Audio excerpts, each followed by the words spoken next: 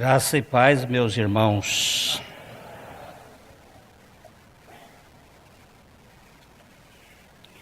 Hoje de manhã eu fiquei muito envergonhado, porque eu cheguei cedo para a reunião de oração dos pastores, pensando que eu estava madrugando, chegando cedo. Encontrei um casal que vinha aqui pelo corredor. Encontrei com essa senhora ali, eu passava, cumprimentamos. Ele se dirigiu a mim e disse: pastor, eu estava com muita vontade de falar com o senhor. Faz 3 anos que nós viemos aqui e nós viemos de Palmital todo domingo. São 160 quilômetros. Ele sai de Palmital, no estado de São Paulo, vem para cá. Mas por que o senhor vem para cá? Ele disse: porque nós não encontramos a palavra em outro lugar, ali por perto.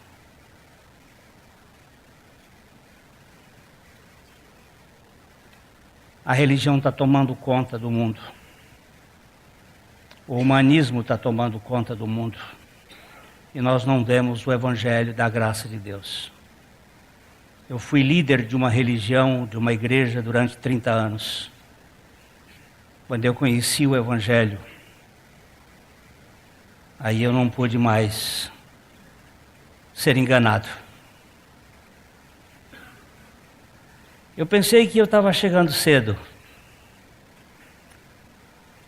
mas ele saiu antes de mim para fazer 160 quilômetros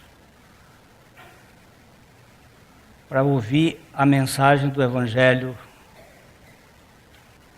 E hoje ele está lá na cidade dele assistindo com um grupo de pessoas, agora, nessa hora, e eu estou falando para ele.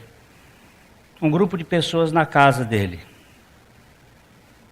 E há no Brasil vários pontos assim, não só aqui, mas a Filó está lá no Texas agora, com a sua família, com a sua mãezinha, com seus amigos. E há uma responsabilidade muito grande de nossa parte. Eu estou com tremor.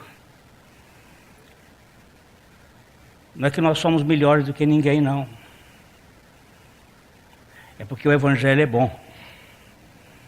E o Evangelho liberta e tira a peia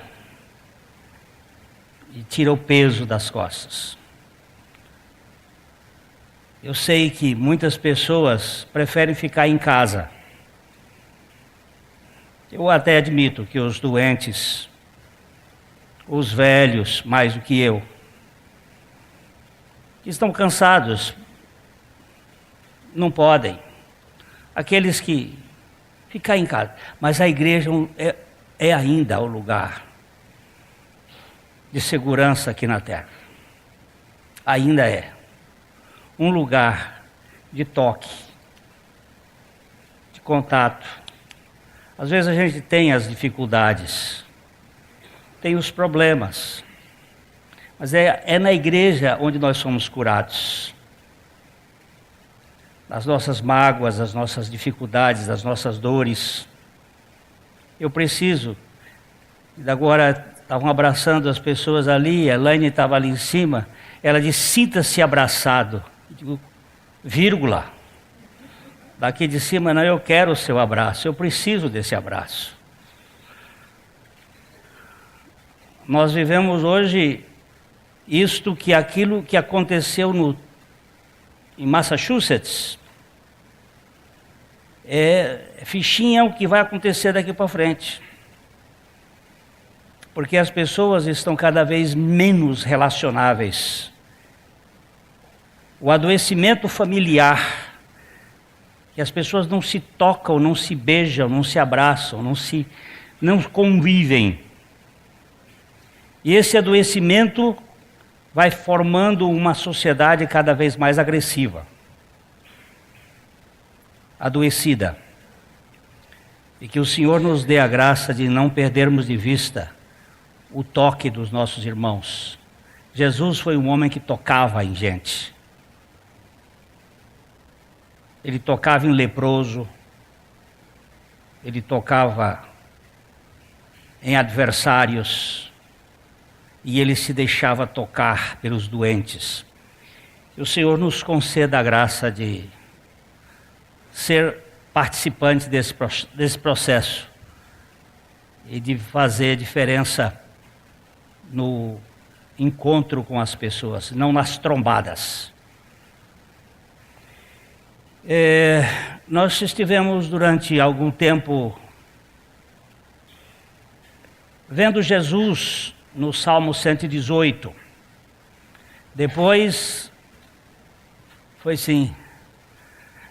vimos Jesus no Salmo 110. A Bíblia, ela está cheia de Jesus. É um livro de Jesus, é um livro de Cristo. O Senhor chega mesmo a dizer aos judeus do seu tempo: vocês examinam as Escrituras, caçando vida eterna nelas, mas elas testificam de mim, e vocês não querem vir a mim para terem vida. Certa ocasião, um observador mais arguto e mais acirrado chegou para mim e disse: o senhor só prega o Novo Testamento. Lógico, o Novo Testamento é o fruto, o Velho Testamento é a flor. Tenho mais preferência de saborear o fruto, mas também a flor é importante porque o fruto vem da flor. E o Velho Testamento é rico de Cristo, muito rico. E nós temos sido tratados por Deus nos livros dos Salmos. O livro de Salmos é um livro de cântico, de adoração. Do 1 ao 150, eles são divididos em 5 cânticos, 5 hinos, 5 conjuntos de hinários que estão mostrando a graça. 5 é o número da graça. Falando da excelência de Deus e da pessoa de Cristo. E há um salmo, por excelência, que tem sido um vademecum na minha vida. Vademecum é aquele que vai com. Nos momentos mais difíceis, ele tem sido cantado por mim. É o Salmo 91. Um salmo muito interessante, que nós vamos começar hoje, pela graça de Deus, dando uma olhada neste salmo.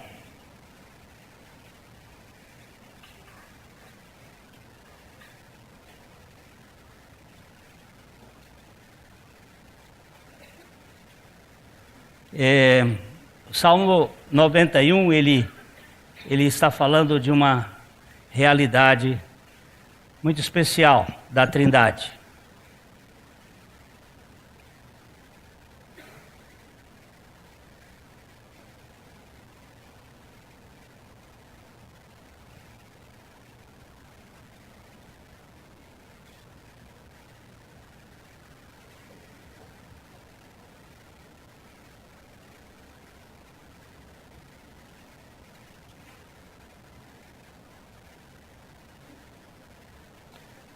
Essa aqui agora é no meu.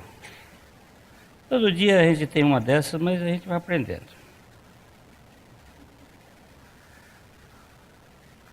O que diz ali?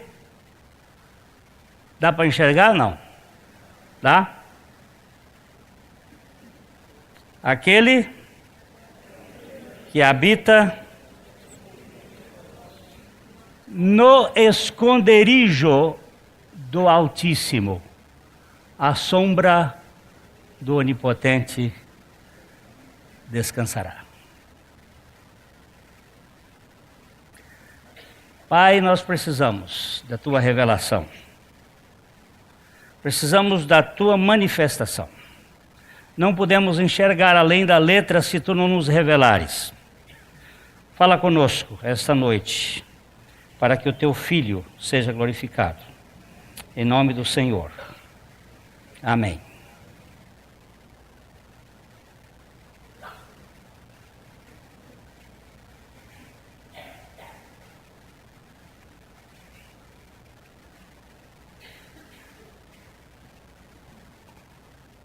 Esconderijo de onde?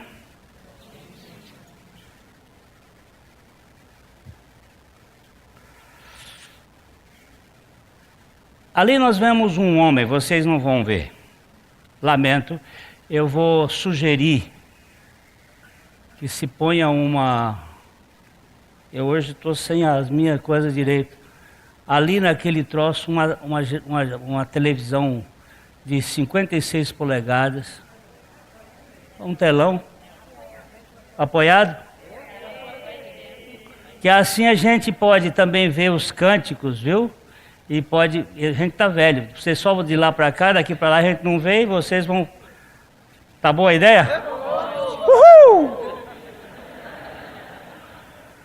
Ali nós temos um moço numa caverna. Dá para ver o moço na caverna. Ele está escondidinho, a luz entrando. Aquele que habita no esconderijo do Altíssimo. Onde é esse esconderijo? Que esconderijo é este? Eu vou ter que usar esse aqui mesmo. Vamos lá, Dodô. Você dá para você ler? O que habita no esconderijo do Altíssimo e descansa à sombra do Onipotente, diz o Senhor, meu refúgio e meu baluarte, Deus meu, em quem confio, pois ele te livrará do laço do passarinheiro e da peste perniciosa. Aqui eu ressaltei 4 palavras: Altíssimo, Onipotente, Senhor e Deus. Cada palavra dessa, no original, tem um significado. A palavra Altíssimo em hebraico é Elion, Onipotente Shaddai, Senhor Javé e Deus Elohim. Estas palavras estão ligadas à Trindade. A figura da Trindade. O termo Elohim, que aparece aqui, ele é plural. E nós já vimos aqui na igreja que esse termo está se referindo a uma espécie de coletividade. A um Deus comunitário, que é um, mas são 3 pessoas. O Altíssimo, o Onipotente e o Senhor. O Espírito, o Pai e o Filho. Nesta ordem da criação, eles se manifestam. E este salmo vai tratar da operação da Trindade na sustentabilidade dos filhos de Deus. Seguindo o versículo seguinte, o 4 a 6. Cobrir-te-á com as suas penas, e sob suas asas estará seguro. A sua verdade é pavês e escudo.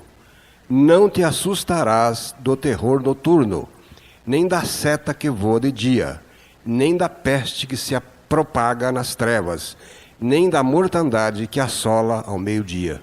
Ele aqui está falando mais do Elion, do Espírito, mesma figura de Gênesis 3, que pairava sobre a face das águas, como que chocando debaixo das suas asas. O Espírito tem uma figura tipológica da pomba. Por exemplo, no caso, quando Jesus foi batizado, ele desceu em forma corpórea como de pomba, e pousou sobre ele. E aqui nós vemos: cobrir-te-á com as suas penas e sobre as suas asas estará seguro. A sua verdade é pavés. Pavés é aquele escudo maior que cobre o corpo, e o escudo é aquele que fica no braço esquerdo do soldado. Não te assustarás do terror. Aí então ele apresenta quatro coisas: o terror noturno, que inclusive é uma doença psíquica, terror noturno, a seta que voa de dia, a peste que propaga nas trevas. Durante a parte da noite nós temos duas coisas: é o terror noturno e a peste noturna. A peste noturna é muito comum hoje no mundo moderno.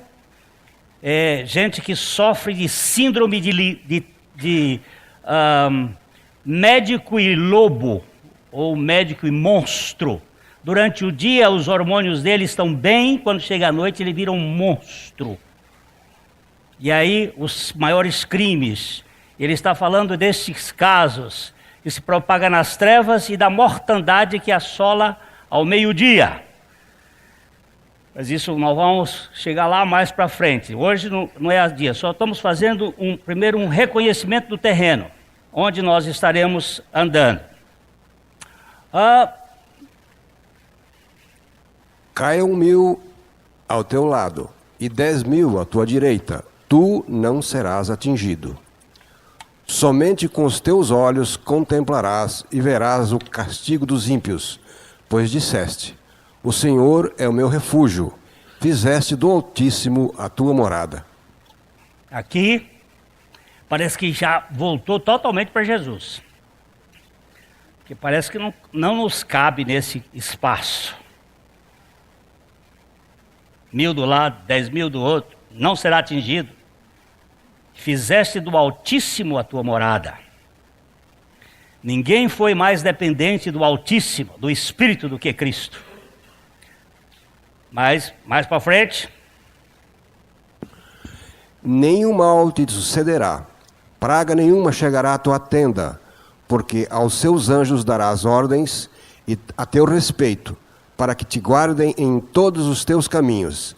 Eles te sustentarão nas suas mãos, para não tropeçares em alguma pedra. Vocês se lembram que, inclusive, essa parte aqui, Satanás citou para ele quando Jesus estava em cima da tentação no pináculo do templo. Na tentação. Jesus não estava no pináculo do templo, mas na tentação ele foi para cima do pináculo do templo e Lúcifer disse para ele: lança daqui para baixo, porque aos teus anjos dará ordem a teu respeito para que te guardem. Mas ele omitiu esse texto aqui: em todos os teus caminhos. E nós vamos estudar isso mais para frente, porque é aí que está a chave que destranca a confiança. Em todos os teus caminhos ele vai endireitar as tuas veredas. É o Senhor em todos os caminhos. Não é só no momento aqui ou lá. Vamos mais um pouquinho, para terminando.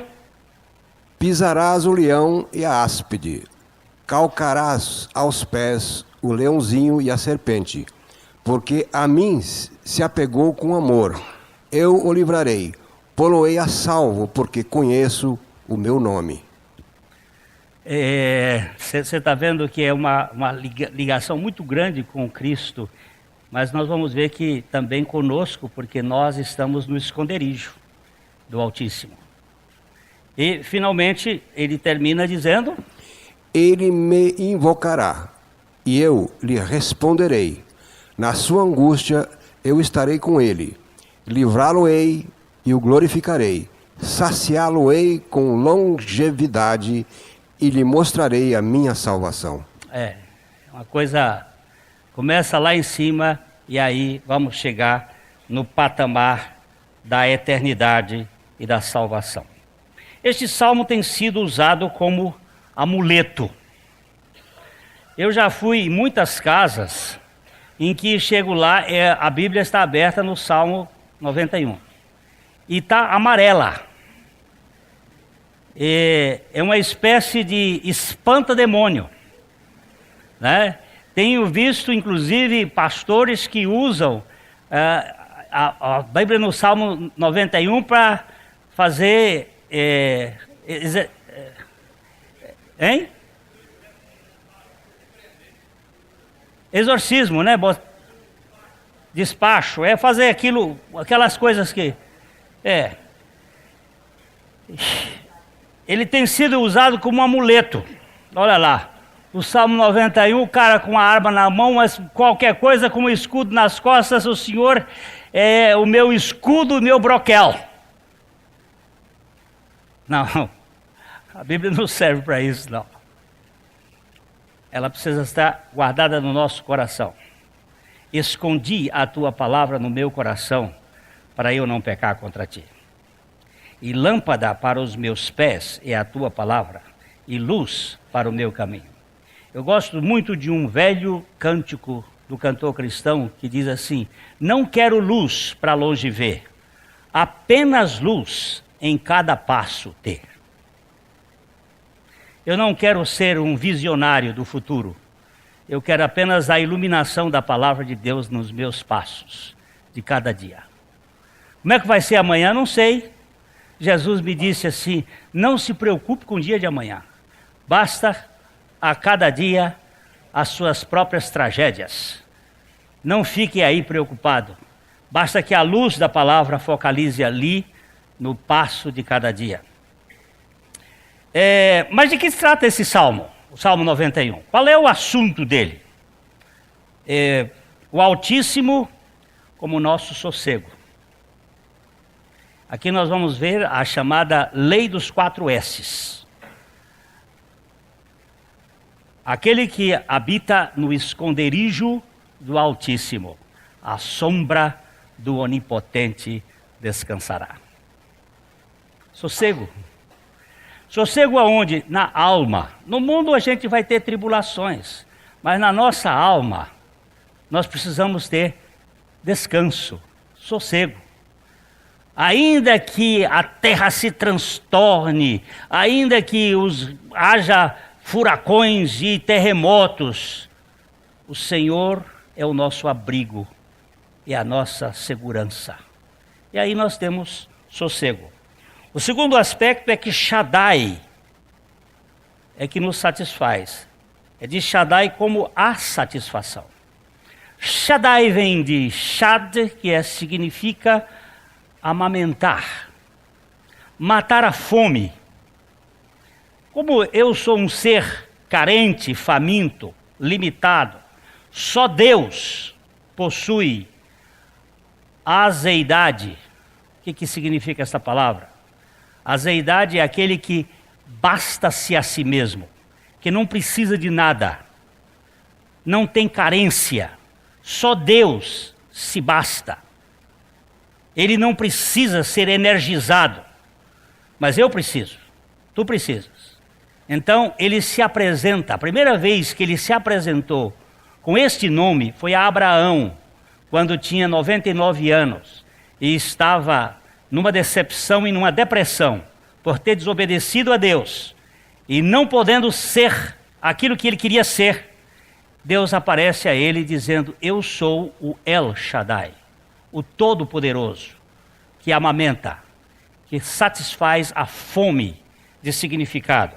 Então este salmo fala do Altíssimo como nosso sossego, de Shaddai como o nosso, aquele que nos satisfaz, de Javé como o que salva. Javé é eu sou o que salva. Jesus, o nome Jesus, vem exatamente daqui. Javé Sus. Eu sou a salvação. Eu sou aquele que realmente tira o peso das costas. E a Trindade, o Elohim, como a nossa segurança, vai nos proteger, segurar profundamente a nossa vida. Quem é o autor deste salmo? Alguns dizem que esse salmo foi escrito por Moisés. Ele não tem nem título e nem tem quem foi o autor. Como o Salmo 90 foi escrito por Moisés, Uma grande gama de estudiosos da Bíblia acham que este salmo também foi escrito por Moisés. Mas não é consenso, porque há uma turma também que acha que foi Davi que escreveu depois da peste causada por causa da sua presunção de contar o exército. Qual foi o maior pecado de Davi?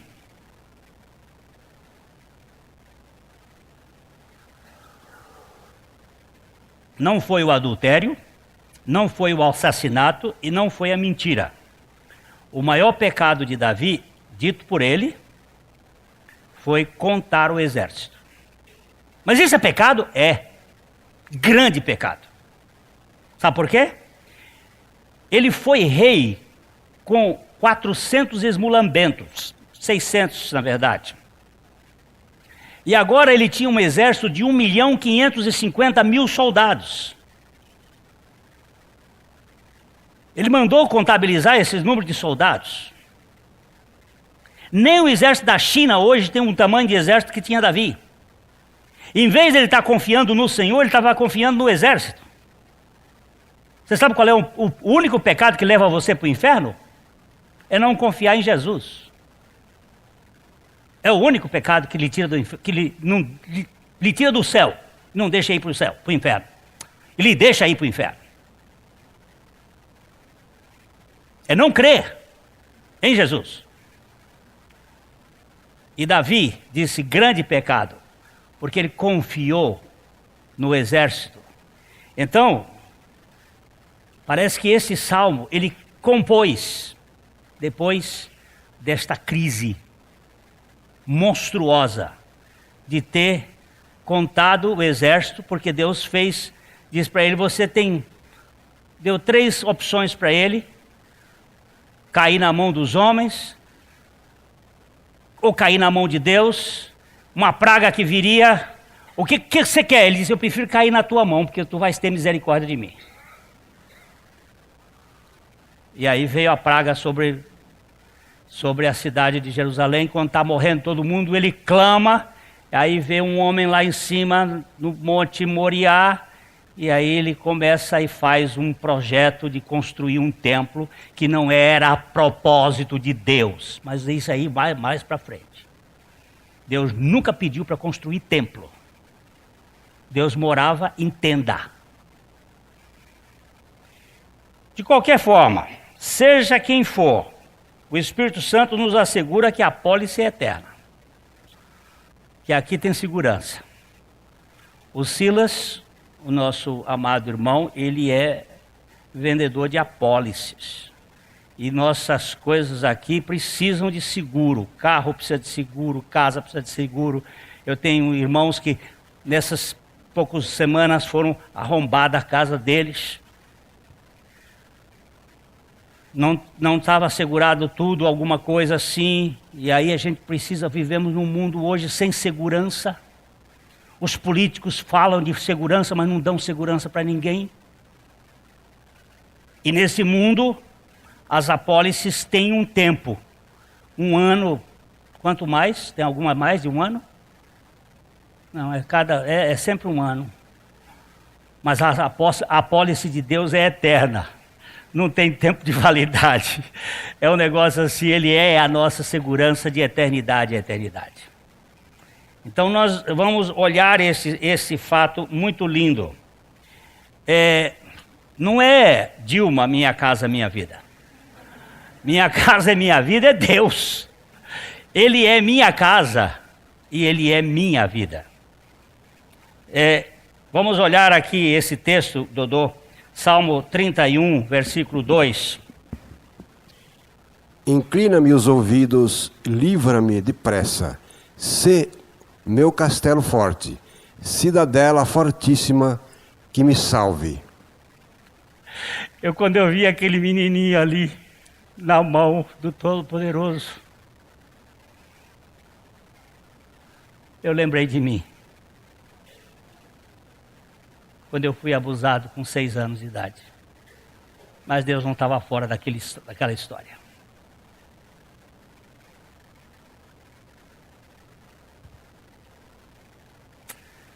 Inclina-me os ouvidos, livra-me depressa, sê o meu castelo forte. Não foi à toa que Lutero, quando estava todo mundo contra ele, e só o eleitor Frederico da Áustria, o príncipe, que estava dando apoio, ele viu que castelo forte é nosso Deus, espada e bom escudo.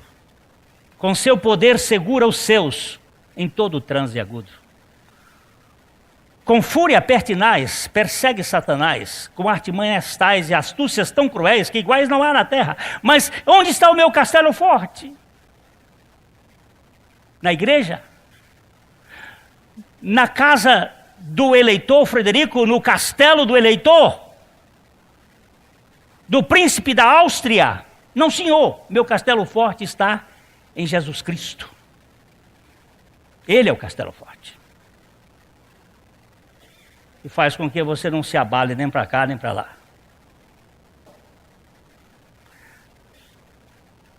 Estou na mão dele. Há um cântico dos negros americanos, no meu inglês estrupiado, God has the world in his hand. Deus tem o mundo em suas mãos. E eles cantam isso muitas vezes, Deus tem o mundo em suas mãos, Deus tem o mundo em suas mãos, Deus tem o mundo em suas mãos, Deus tem o mundo em suas mãos. Você já pensou que você está neste mundo e que tudo que está determinado ou está permitido por Deus? E que eu não sou um acidente de percurso, e nem nada que aconteça comigo é alguma coisa casual, fora do propósito. Deus tem o mundo em suas mãos. E tem você em suas mãos.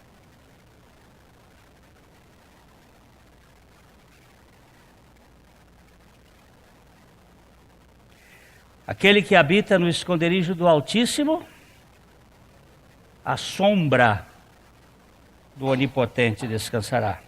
Eu achei isso na internet, assim, uma luz, e essa árvore ali, e uma sombra. Eu sou do Piauí.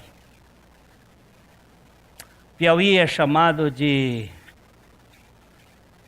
filha do Equador. Piauí, terra querida, filha do Equador. Pertence-te à nossa vida, nosso sonho e nosso amor. As águas do Parnaíba, rio abaixo, rio arriba, espalham pelos sertões e levam pelas quebradas, pelas várzeas e chapadas seu canto de exaltação. É quente. É quente. 47 graus em Teresina. Eu já peguei algumas vezes.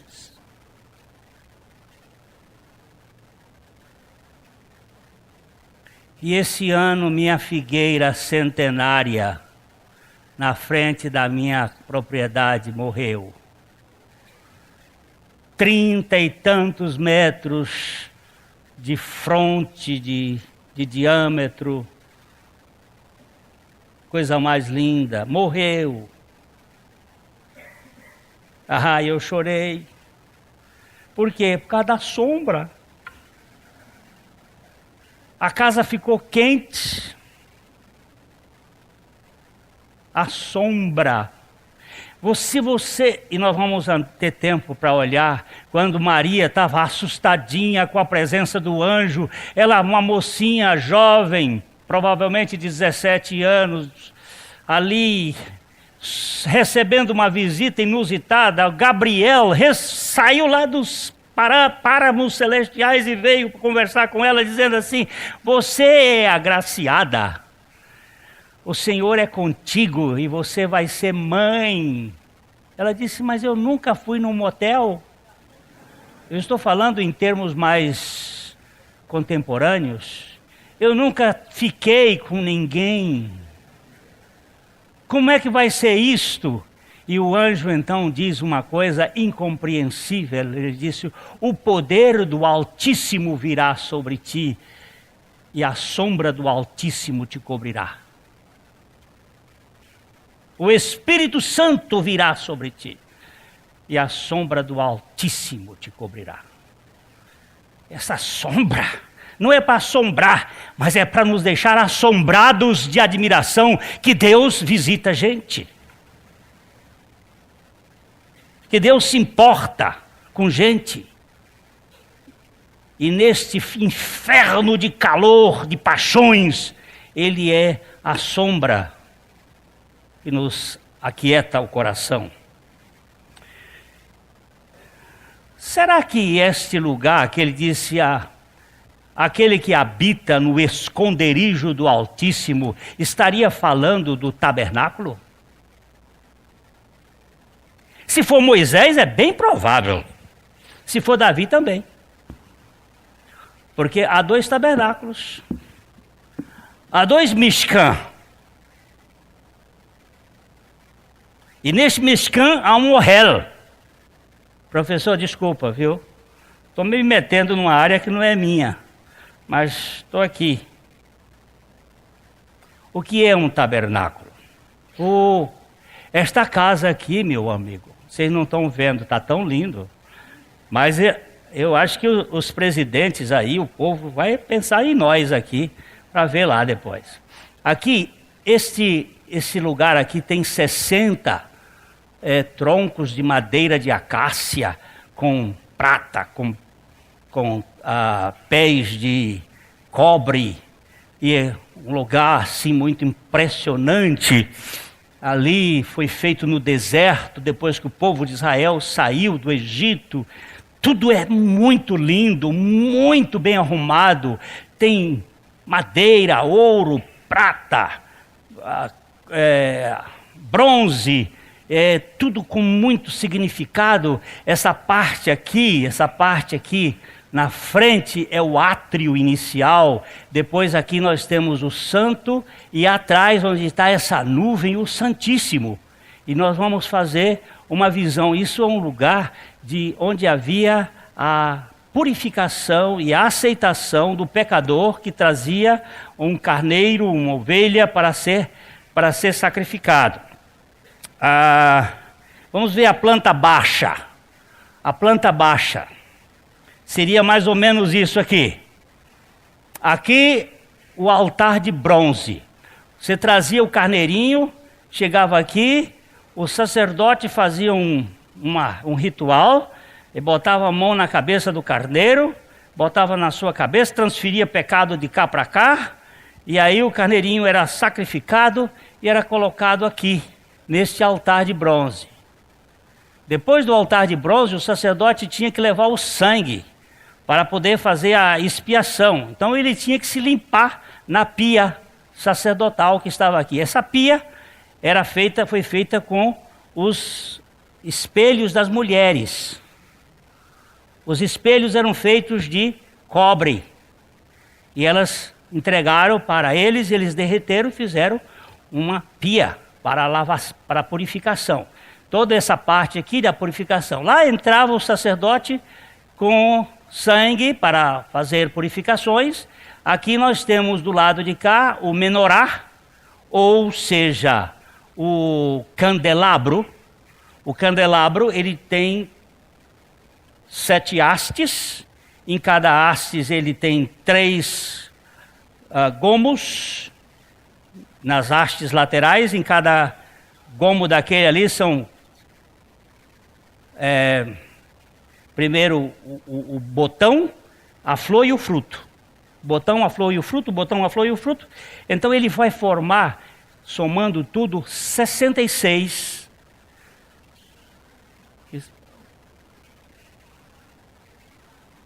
O que houve? Estou ouvindo uma voz conversando aí comigo.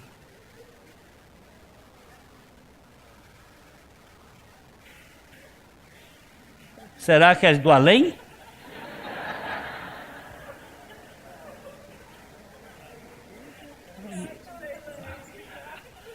Oh, que vergonha, hein?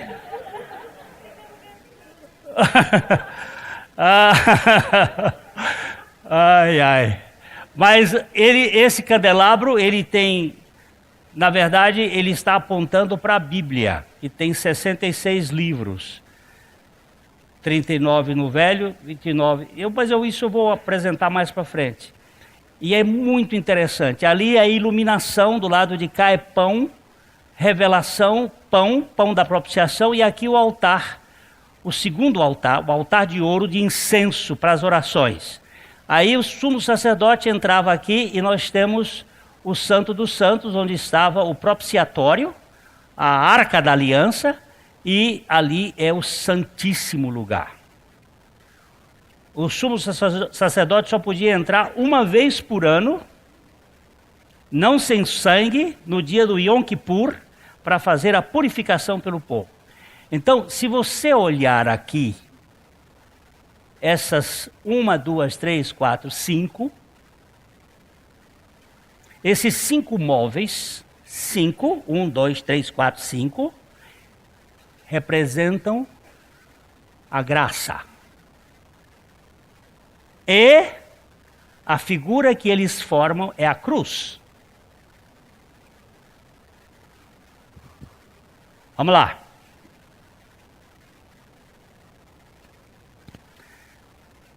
Visto de baixo para cima agora. O gate, o portão, aqui o bronze, o altar de bronze, aqui está a pia, aqui está a lâmpada, aqui está a mesa, aqui está o altar, e isso aqui. Você não pode entrar no Santíssimo sem passar pela cruz.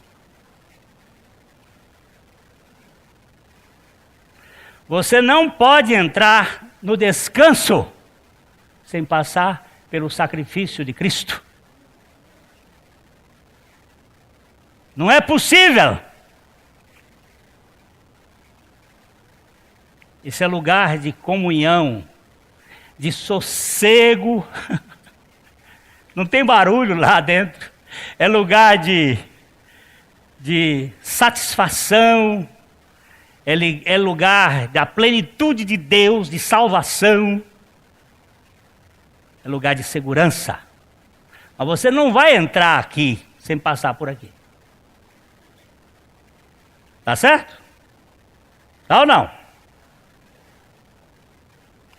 Tem mais. Vamos lá, doutor. Você consegue enxergar aí? Vamos ver o Salmo 27, 5.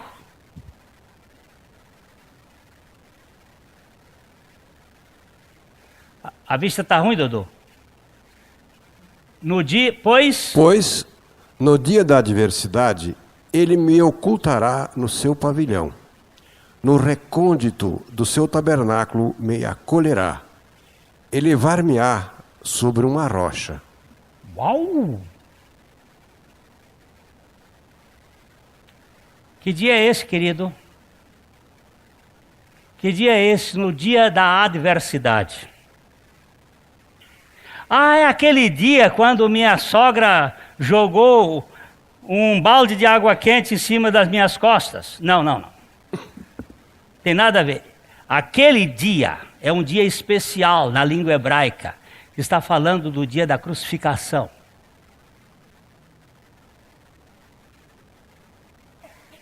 Aquele dia, o dia da adversidade, ele me ocultará no seu pavilhão. Qual é o pavilhão? Do Altíssimo. Qual é o esconderijo do Altíssimo? Onde está o esconderijo do Altíssimo? O esconderijo do Altíssimo está na pessoa de Jesus Cristo. Ele é o meu esconderijo. Nós vamos chegar lá. O Papa Chico, disse agora: você pode ter nascido na igreja. Você pode ter sido batizado na igreja. Você pode ter sido crismado na igreja. Você pode ter sido casado na igreja. Você pode ter vivido na igreja.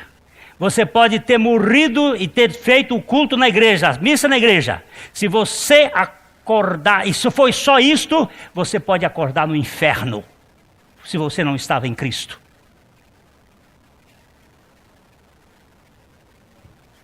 Não disse nada mais do que Lutero tinha dito há 500 anos atrás. Só que ele teve coragem de dizer. Você pode ter nascido nessa igreja, você pode ter sido o presidente dessa igreja, você pode ser o que for. Se você não estiver em Cristo, você vai para o inferno. Não porque eu queira, porque eu queria lhe tirar de lá se eu pudesse. É porque se alguém não estiver em Cristo, não é nova criatura. E não sendo nova criatura, não poderá entrar no reino de Deus. Não é comportamento, meu irmão, é fé.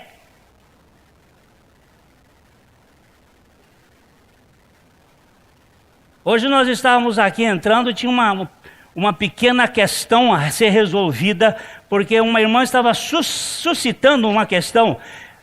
A gente tem que primeiro ensinar a pessoa para batizar ou batiza para depois ensinar? Como é que faz?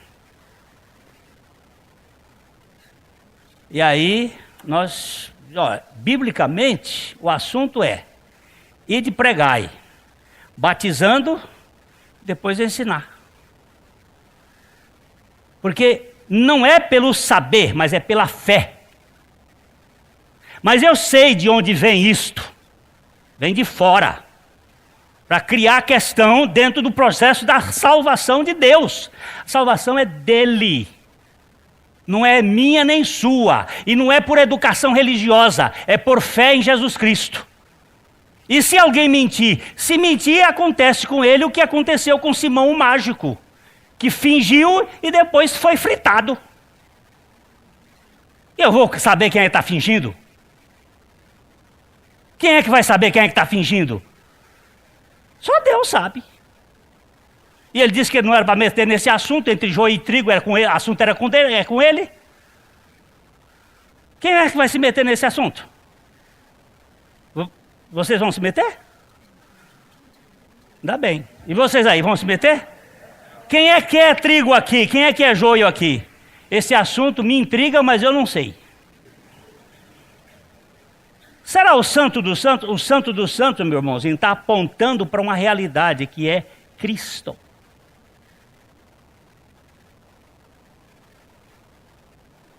Para onde esse endereço nos envia? Salmo 27, 4. Uma coisa peço ao Senhor, e a buscarei, que eu possa morar na casa do Senhor todos os dias da minha vida, para contemplar a beleza do Senhor e meditar no seu templo. Que casa é essa? Será aquela casa lá em Jerusalém? Então nós estamos perdidos aqui. Eu sei que Ana estava lá na casa do Senhor, fazendo as suas orações e tal. Tem muita gente. Eu tive um professor de psicologia no seminário. Ele era médico, Dr. Antônio Dutra, psiquiatra. E ele era pastor. E ele disse uma vez que foi convidado para participar da cirurgia de uma senhora membro. Não existe membro da igreja dele. E ele foi assistir à cirurgia da dita cuja. Quando deram-lhe a anestesia, o vulcão que estava lá dentro saiu. E o que havia de palavrão mais simples, ele disse, era impronunciável. Ele botava a mão assim na testa e dizia assim: e eu era pastor daquilo.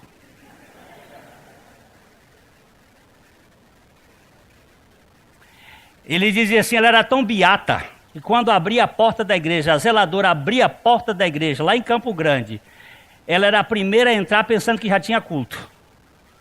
Tem gente que vive assim, achando que é por causa de frequentar a igreja.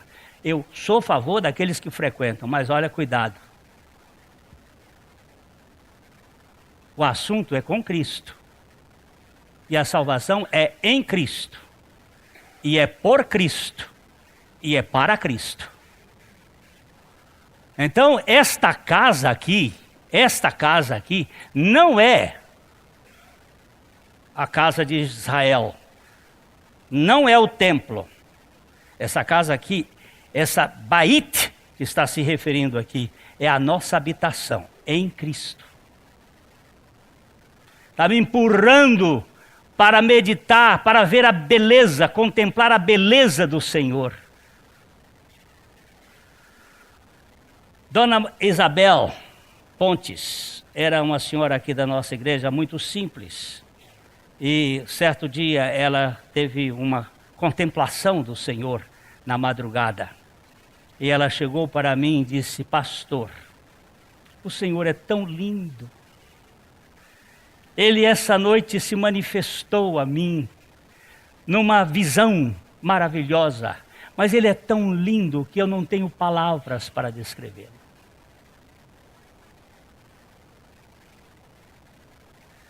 Ele é tão lindo. Eles cantaram ainda há pouco aqui. Eu estava sentado ali, como é lindo. A beleza do Senhor se vê no templo, meditar no seu templo. Que templo é este? Deus não habita em templos feitos por mãos humanas. Onde é esse templo?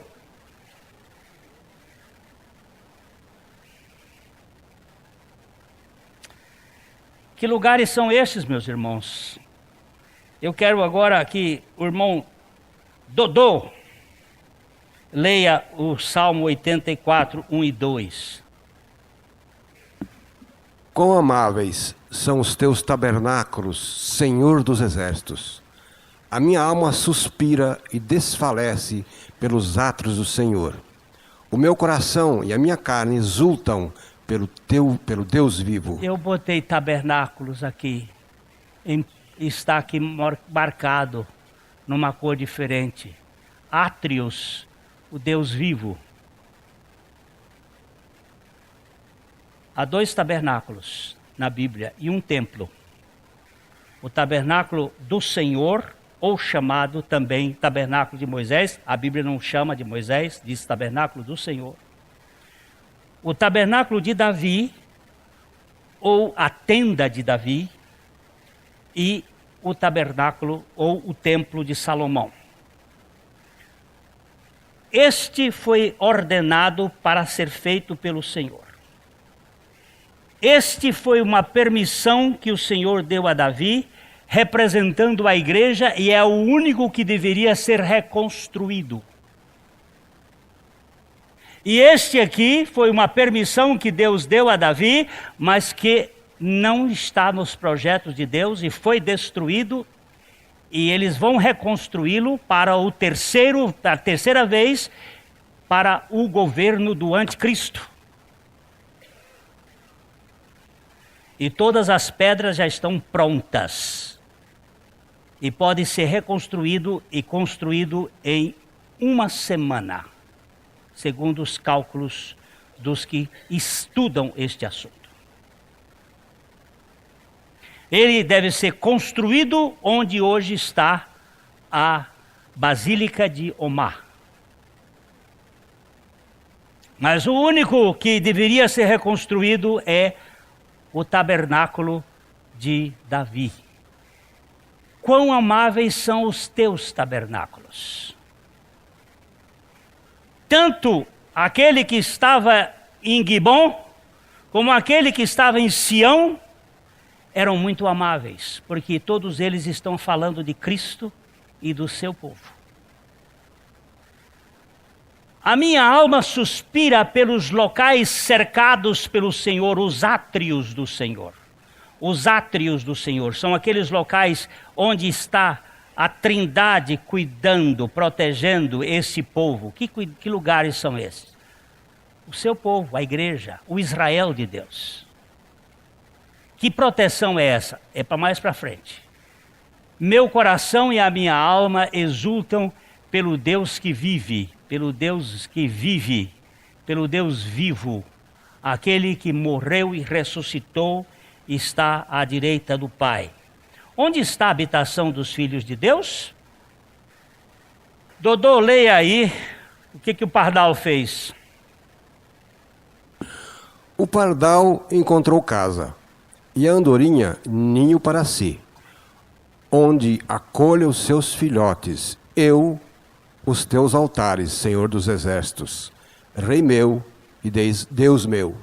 Olha, aqui é um pardal que acabou de dar comida aos filhotes dele, que está meio longe. O pardal encontrou casa e a andorinha encontrou ninho para si, mas eu encontrei os teus altares, Deus meu e Rei meu. Quantos altares tem, meu irmão?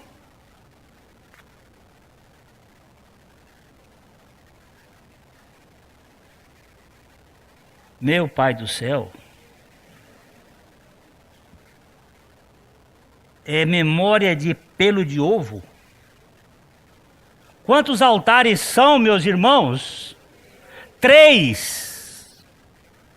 O altar do sacrifício, o altar das orações do incenso e o altar da propiciação, o Santíssimo. Eu encontrei os teus altares.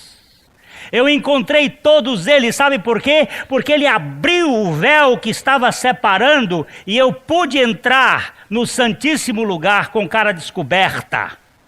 Isso é evangelho. Não fica só um me representando, não. Agora em Cristo eu encontrei os teus altares. Ele botou 2 passarinhos muito forrelas. Pardal. Essa praga que Marquês de Pombal mandou para o Brasil. Veio de Portugal esse negócio. Pois é, esse troço, pardal, que não vale nada, Deus diz que ele encontrou casa na casa dele. Você imaginou? Pardal é o único bicho que é citado na Bíblia um bocado de vezes. Uma delas é que Deus contabiliza pardal quando cai. Olha, se fosse por menos curió, até bem te vi, mas pardal, pois é, encontrou casa. E andorinha? E depois, por andorinha, nós precisamos caminhar mais para frente, porque a andorinha é uma ave de ribação. E ela é atraída. E isso fala de eternidade, viu, queridos? Ih, meu tempo foi. Que casa é esta? Hein? Que casa é esta aqui? Um bocado de mão segurando uma casa. Não, é a casa que segura as mãos. Bem-aventurados os que habitam a tua casa, louvam-te perpetuamente. Ó, presta atenção. Não somos nós que sustentamos a obra de Deus. É Deus que sustenta as nossas vidas. Não somos nós que cooperamos no sentido de fazer com que Deus, é a casa que nos traz junto, é Cristo que nos mantém juntos. Aquele mundo de mão ali, ó, uma mão segurando outra, e a casa em cima, não é as mãos que seguram a casa, é a casa que traz as mãos para junto. É Cristo que nos traz. Se há divergência, é porque você não está em Cristo. Tende em vós o mesmo sentimento, o mesmo desprendimento que houve em Cristo Jesus. Quando a pessoa não está em Cristo, ela divide, ela quebra. Quem racha o povo de Deus não é aquele que é de Deus. Bem-aventurados que habitam na tua casa, é que habitam em Cristo, a casa que nos sustenta. Como fomos para essa casa?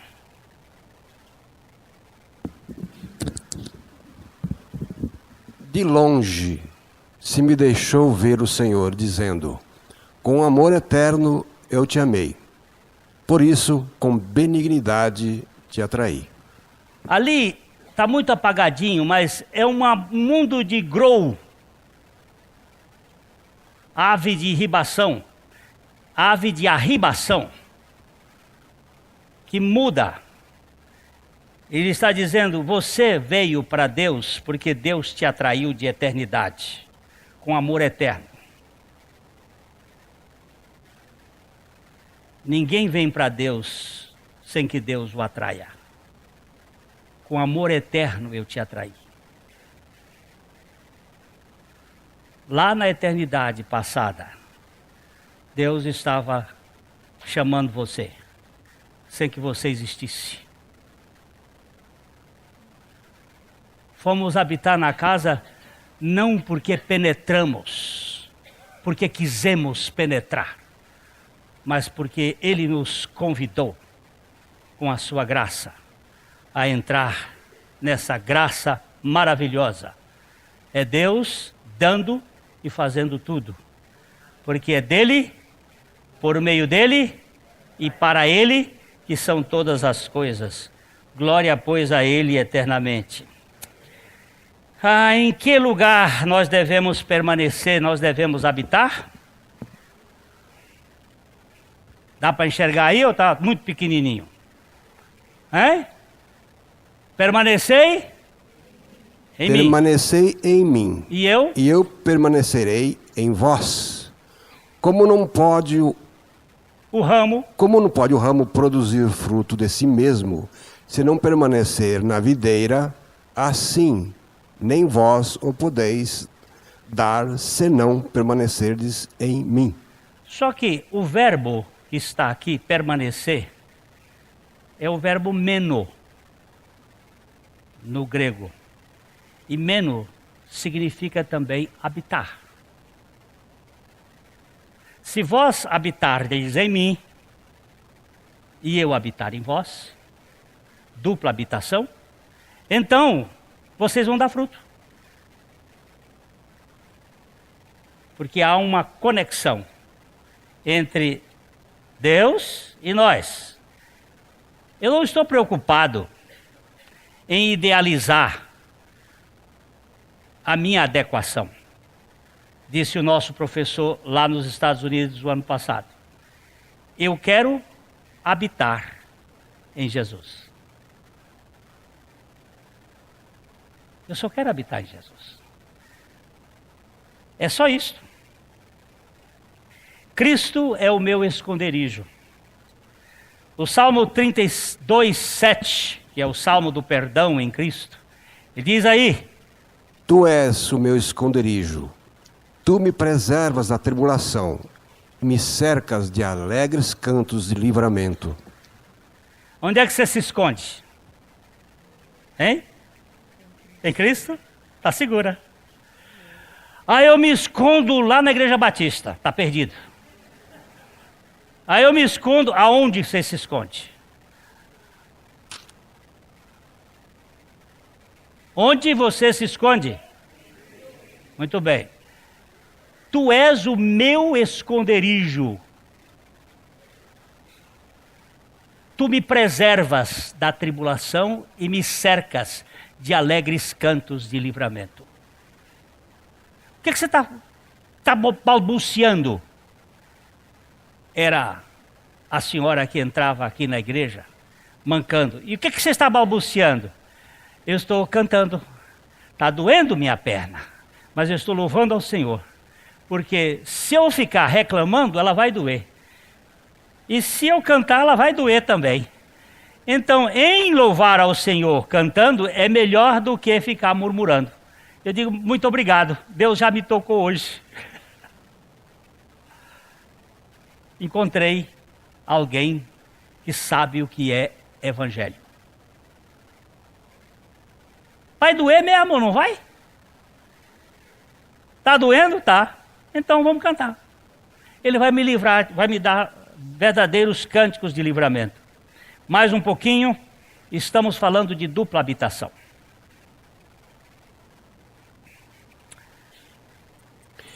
João 6:56. Quem comer a minha carne e beber o meu sangue, permanece em mim e eu nele.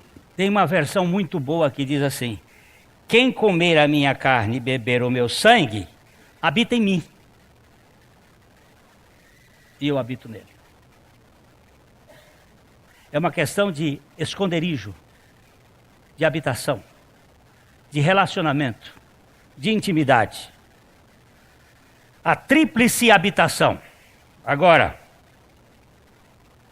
naquele dia, vós conhecereis que eu estou em meu Pai, e vós em mim, e eu em vós.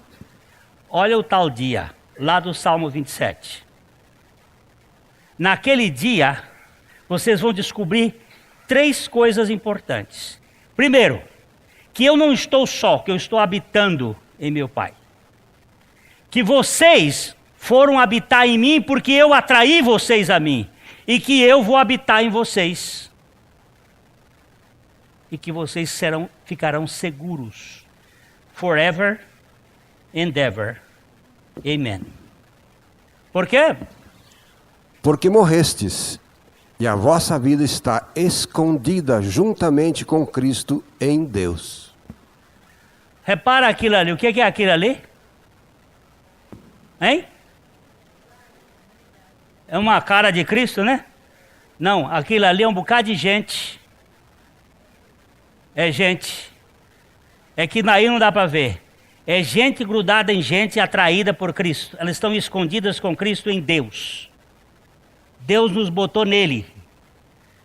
Quando você olha para a cara do Fernando, você diz assim, é Fernando? Não, é Cristo.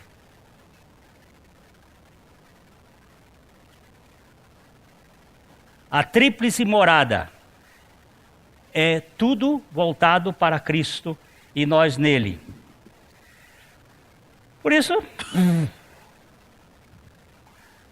não temerás noturno, nem seta que voa de dia, nem leão, nem leãozinho, nem serpente, nem serpentinha. O menininho está indo, ó, não temerei mal algum, porque tu estás comigo.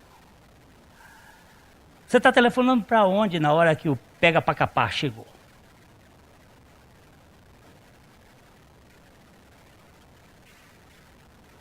O Salmo 91 diz assim, aquele que habita no esconderijo do Altíssimo, à sombra do Onipotente, descansará. Esse menininho me deu uma segurança, eu fiquei olhando para ele, o leão está olhando para o menininho, e ele está dizendo assim, não temerei mal algum, porque tu estás comigo. Conclusão, o Salmo 91 fala de quê? Fala que Javé é nossa salvação. Eu tenho um Salvador. Fala que Shaddai é a nossa satisfação, ele vai matar minha fome. Fala que o Altíssimo é o nosso sossego. Fala que a Trindade é a nossa segurança. Eu estou seguro, forever. Aí o que acontece então? A conclusão final. O que vai acontecer?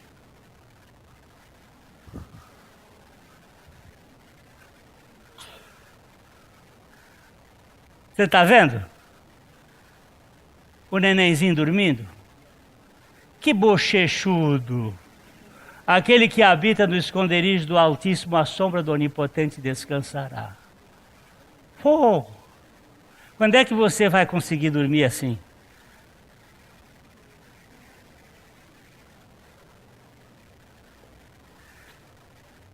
Olha, eu estava falando com o pessoal do Vides, uma coisa assim, ontem. Você sabe por que muitas vezes as coisas não acontecem enquanto você está orando? Porque a sua oração é igual grito de panelada, de boca de fábrica, de sindicato. Ela está ali gritando, Deus, Deus, Deus, faz isso. Você sabe quando é que Deus trabalha para resolver o seu problema? Quando você dorme. Que aí ele não fica mais cuidando de você, ele vai cuidar da coisa que você precisa. Ele diz assim, humilhai-vos sob a poderosa mão de Deus, humilhai-vos sob a poderosa mão de Deus, para que ele a seu tempo vos exalte. Está aqui embaixo. Lançando sobre ele, sob e sobre, sob, humilhai-vos debaixo da soberana mão de Deus, para que ele em seu tempo vos exalte. lançando sobre ele toda a vossa ansiedade, porque até agora ele está cuidando de vós, porque você não está, você está na ansiedade. Na hora que você lançar a ansiedade, ele vai cuidar de resolver o problema seu. Qual é o seu problema? Eu tenho um filho que é drogado, eu não paro de orar. Pois pode parar, entrega a ansiedade, que ele vai no turno da noite resolver o problema de uma hora para outra. Será que Deus é doido que não funciona quando a gente entrega? Entrega a tua caminhada ao Senhor. Confia nele e ele tudo fará. Até o entregar e o confiar fica por conta dele. Então, eu quero terminar dizendo, aquele que habita, aonde? Onde é o esconderijo do Altíssimo? E onde é que você está escondida? E por que você está nervosa?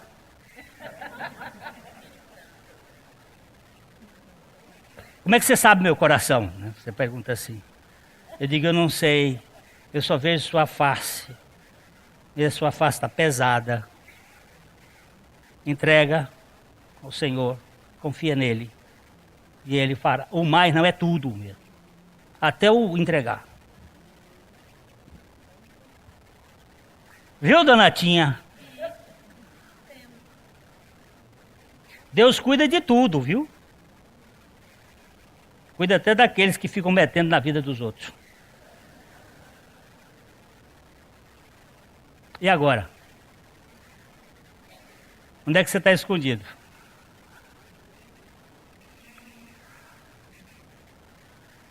Não, eu estou escondido no Senhor. Ah, é? Vem uma tempestade daqui a pouco, viu? No próximo encontro. Vem a seta que voa de dia, e aí vem a peste perniciosa, e você vai para onde? O meu querido Bernardo me mandou uma MSN, um torpedinho, dizendo que a sua mãe está com câncer e que ela ia ser transferida para Curitiba. E eu digo, só tenho, meu amado, uma palavra para você.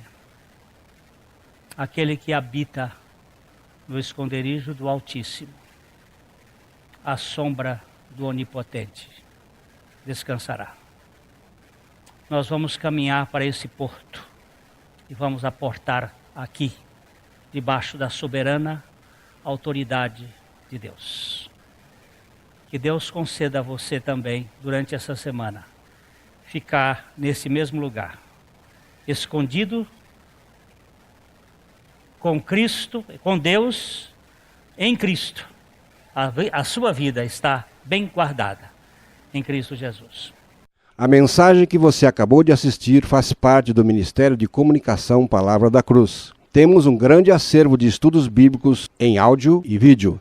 Distribuímos também gratuitamente o jornal mensal Palavra da Cruz. Entre em contato conosco pelo fone 0 operadora 43 3372 8900 ou pelo e-mail livraria@piblondrina.com.br.